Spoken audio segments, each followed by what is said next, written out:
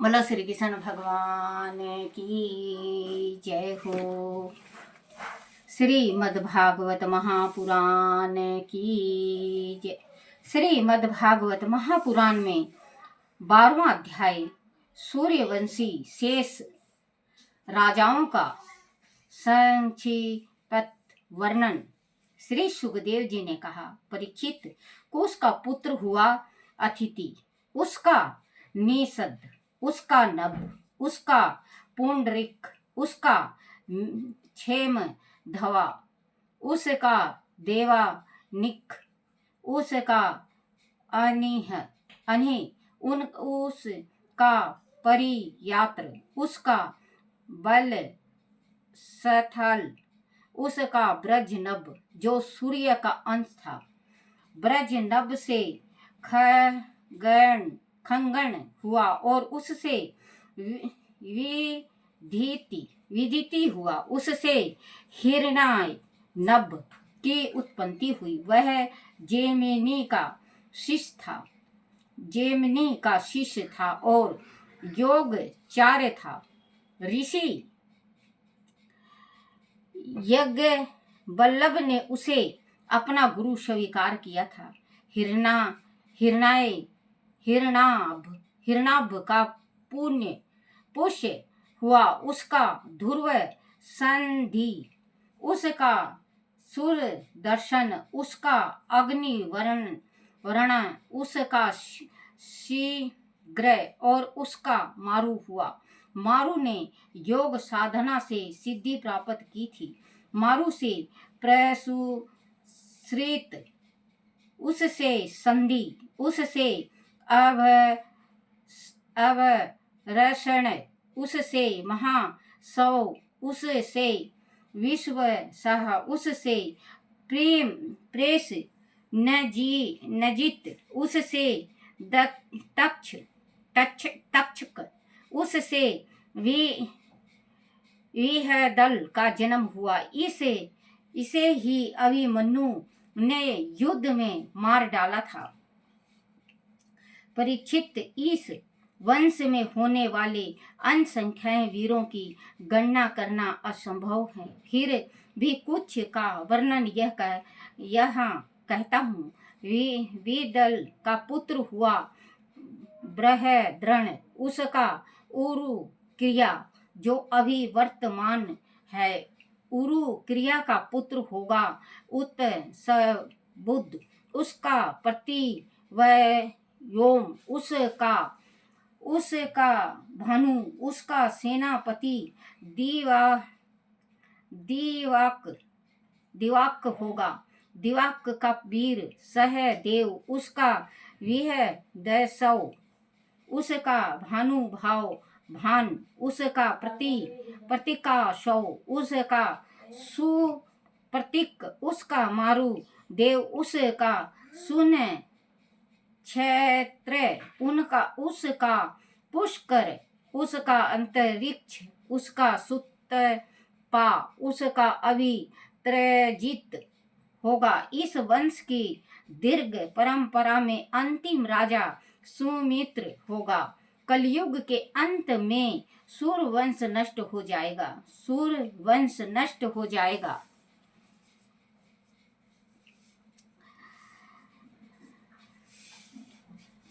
बोलो श्री कृष्ण भगवान की जय।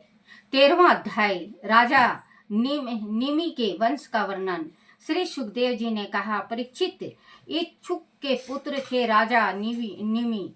उन्होंने यज्ञ प्रारंभ करने के लिए महर्षि वशिष्ठ को यज्ञ का पुरोहित बनाया था, परंतु वशिष्ठ जी ने उससे कहा, राजन, इंद्र अपने यज्ञ के लिए मुझे पहले ही वर्ण कर चुका है। उसका यज्ञ पूरा करके ही मैं तुम्हारे पास आऊंगा। तब तक तुम्हें मेरी प्रतीक्षा करनी होगी। उसकी बात सुनकर राजा निमि चुप रह गए और वशिष्ठ जी यज्ञ कराने चले गए, परंतु राजा निमि ने उनकी प्रतीक्षा करना उचित समझा। प्रतीक्षा करना उचित नहीं समझा और वह प्रारंभ कर दिया। उन्होंने यज्ञ प्रारंभ कर दिया। उन्होंने वशिष्ठ की प्रतीक्षा किए बिना पुरोहिताई के लिए दूसरे विद्वान ब्राह्मणों को नियुक्त कर लिया। गुरु वशिष्ठ जब इंद्र का यज्ञ करके वापस लौटे तो उन्हें यह देखकर बड़ा क्रोध आया कि उसके शिष्य राजा निमि ने उनकी प्रतीक्षा किए बिना ही यज्ञ प्रारंभ कर दिया। उन्होंने क्रोध में भरकर राजा निमि को मृत्यु का श्राप दे दिया। इस पर राजा निमि ने सोचा कि उसके गुरु का यह श्राप धर्म के अनुकूल नहीं है, इसलिए उन्होंने भी अपने गुरु को श्राप देते हुए कहा, अपने लोभ के वाशीभूत होकर धर्म का आदर नहीं किया, इसीलिए आपको भी मृत्यु प्राप्त करनी होगी। राजा निमि आत्म ज्ञानी थे, उन्होंने अपने शरीर का त्याग कर दिया। उधर वशिष्ठ जी ने भी अपने शरीर का त्याग कर दिया और मित्र व रूढ़ के द्वारा उन्होंने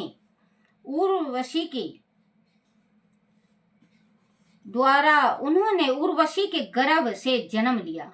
राजा निमि के यज्ञ में आए हुए मुनियों ने राजा के शरीर को सुगंधित द्रव्य में रख दिया। जब यज्ञ की समाप्ति हुई तो देवताओं लोग वहां पधारे। तब उन लोगों ने उनसे प्रार्थना की, हे देवगण, आप लोग पूर्ण समर्थ हैं, आदि आप प्रसन्न हैं तो आप राजा निमि को जीवित कर दें।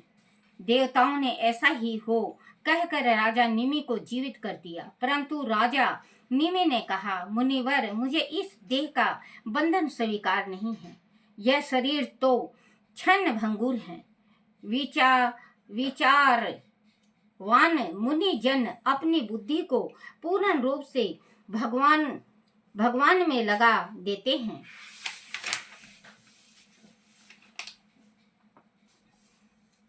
और सदैव उन्हीं का स्मरण करते हैं। वह इस प्रकार का मोह न करके इससे मुक्त हो जाने की सदैव कामना करते हैं। अंत में स्वयं दुख शोक और भय के मूल कारण इस शरीर को धारण करना नहीं चाहता। जैसे जल में मछली सदैव मृत्यु से भयभीत रहती है, वैसे ही इस शरीर के चारों ओर सदैव मृत्यु मंडराती रहती है। यह कभी भी समाप्त हो सकता है, फिर मैं इसका मोह क्यों करूं? देवताओं ने मुनियों से कहा, मुनिवर, राजा निमि का वचन सत्य है। अंत यह बिना शरीर के ही प्राणियों के नेत्रों में अपनी इच्छा के अनुसार निवास करे। सूक्ष्म रूप से वह रहते हुए वह भगवान का सदा स्मरण करते रहें। उनके असी तत्वों का पता पलकों के उठने और गिरने से चलता रहेगा। ऐसा कहकर देवगण चले गए तो मुनियों ने सोचा कि यदि राजा ने ना रहा तो सर्वत्र अराजकता फैल जाएगी। इसीलिए उन्होंने राजा के शरीर का मंथन किया। उसे मंथन में एक कुमार उत्पन्न हुआ। उस शरीर से जन्म लेने के कारण उसका नाम जनक रखा गया। विदेह से उत्पन्न होने के कारण वह वेदह कहलाए और मथन से उत्पन्न होने के कारण उस कुमार का नाम मिथल हुआ। उसे में मिथिलापुरी बसाई। परीक्षित, राजा जनक का वंश इस प्रकार से चला।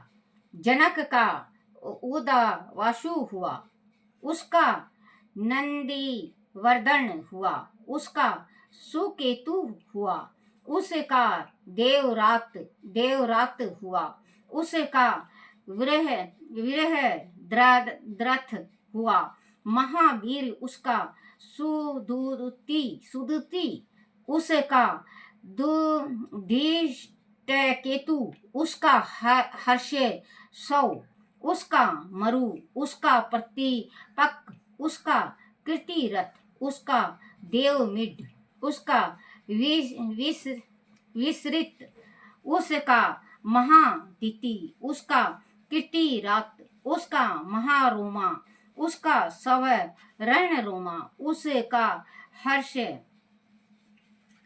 रोमा, उसका सिर ध्वज हुआ। जब महाराजा सिर ध्वज यज्ञ के लिए धरती को जोत रहे थे, तब उसके सिर हल के अग्र भाग हल से सीता जी का जन्म हुआ। राजा का सिर ध्वज नाम भी इसी वजह से पड़ा था। सिर ध्वज के कुश ध्वज हुए और उसके धर्म ध्वज हुए। धर्म ध्वज के दो पुत्र कीर्ति ध्वज और मित ध्वज हुए। कीर्ति ध्वज के केसी ध्वज और मित ध्वज के खंडिकाय हुए। उनमें कोशी ध्वज आत्म विद्या में अत्यंत प्रवीण थे। उधर खंडिकयु कर्म कांड में सिद्धिव्यस्त थे। वह केसी ध्वज का पुत्र भानुमान था और उसका पुत्र सातु कर्म कांडों में सिद्ध हस्त थे। वह केसी ध्वज से भयभीत होकर वहां से चले गए थे। केसी ध्वज का पुत्र भानुमन था और उसका पुत्र सातु घुमन था। सत्य घुमन से सूची, उससे सन ध्वज, उससे उदय केतु, उससे आज, उससे पुरुजित, उससे अरिष्टनेमि, उससे श्री तायु, उससे सुपार्वक, उससे चित्र रथ, उससे क्षेमधिका, उससे समरथ, उससे सत्य रथ, उससे उपगुरु, उससे उपगुप्त पुत्र का जन्म हुआ। वह अग्नि का अंश था। उपगुप्त का वसवंत, उसका युयुध, उसका सुभाषण, उसका श्रुति, उसका जय, उसका विजय, उसका श्रेतु, उसका सुनुक, उसका वित्त हव, उसका दिति, उसका बहुसौ, उसका कृति और कृति का महावंशी नामक पुत्र हुआ। परीक्षित मिथिला वंश में उत्पन्न सभी राजा मैथिल कहलाते हैं। वह सभी आत्मा ज्ञानी थे। गृहस्थल आश्रम में रहते हुए भी सुख दुख आदि ढूंढों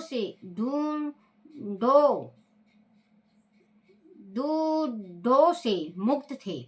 उन पर यज्ञ बल्लकय जैसे महर्षियों की कृपा थी। बोलो श्री कृष्ण भगवान की जय हो।